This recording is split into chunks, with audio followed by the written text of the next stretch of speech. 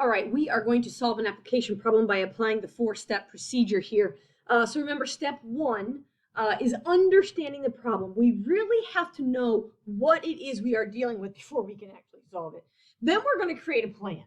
So we're going to devise a plan. How are we going to do this? What are the steps we need to take? And then we're going to go ahead and do that. So steps 2 and 3, I kind of think go together. As you're creating your plan, you're kind of carrying it out to see what happens. Then we get to step 4, which is where we're going to look back, check our answer, and see if it makes sense. Don't let common sense leave you. That's the big thing with story problems. All right, let's go ahead and, if I can figure out how to move to the next one. Woo! All right, so Colin is putting new flooring in his kitchen. The planks are sold in 36.6 square foot boxes at $35.16 per box. The underflooring is sold in 15 square foot chunks at $6.84 per chunk.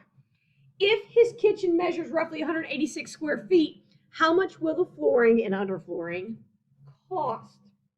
Okay, so this is kind of like basically real world, right? I worked in my kitchen. Well, I didn't. I had somebody else do it. But this is what was happening, right? New flooring, had to get all the different pieces. How much is it going to cost? So step 1, let's just understand what's happening. And this is kind of a first piece, is that we have 2 pieces, right? We have flooring, we have underflooring. And we're going to have to figure out, okay, based off of the fact that we have to cover 186 square feet, I'm going to need to figure out how many boxes of this do I need? How many chunks do I need? Okay, so this is kind of step 1, understanding. Okay, I need to figure out the number of boxes and the number of chunks so I can figure out then cost. Okay, that's a decent idea of what understanding, what needs to happen. Okay, so then we get into devising the plan and actually putting that into place. So if we start by just talking about the number of boxes that we need. Okay, so we know the boxes come in 36.6 square foot. That's how much it'll cover.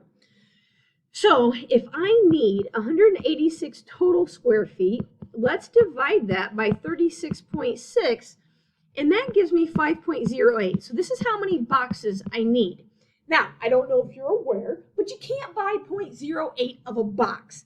And if I only buy 5 boxes, I'm going to be short.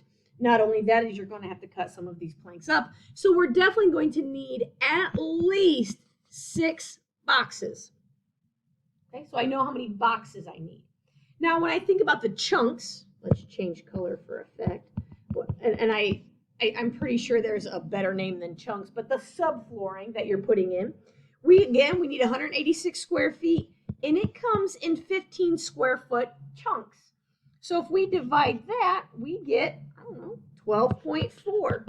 But again, you can't buy a partial, and we need more than 12. So we're going to need 13 chunks. Okay, so I need 6 boxes of flooring. I need 13 chunks. This is a minimum. Okay, that doesn't answer the question, right? Because if we think back, the question says, how much is this going to cost? All right, so we're going to take our 6 boxes and our 13 chunks, and I need a new slide. And so, okay, so 6 boxes. We needed 6 boxes, and each box cost $35.16. That means my 6 boxes of flooring is going to cost roughly $210.96. And then we needed 13 chunks at $6.84, which gives me $88.92. So if I add these 2 pieces together, my flooring is going to cost $299.88. Now, that's a minimum, right? We know that if we end up needing an extra chunk or an extra box, that price is going to go up.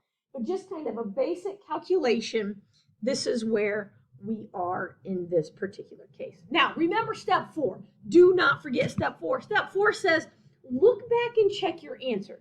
Okay, so $299.88. Does that make sense? Is that a reasonable answer? And if you're thinking back, okay, look at the question. 186 square feet. Each box is $35. Each chunk is, let's just say 7. Let's round. So a box and a chunk, 35 and 7. I need 186 square feet. Yeah, I think around $300 seems reasonable. So you don't have to redo the problem in step 4. It's just making sure that your answer is not completely off base. If I would have gotten, let's say I dropped the decimal and I got $29,000, I could come back and say, man, that just seems real high, right? So it's just one of those things in step 4 where you're coming back to say, does this answer make sense, or am I just crazy off track, and do I need to go back and recheck my math? So in this case, I think that makes sense. $299.88 for just the flooring and the subflooring for this particular piece. All right.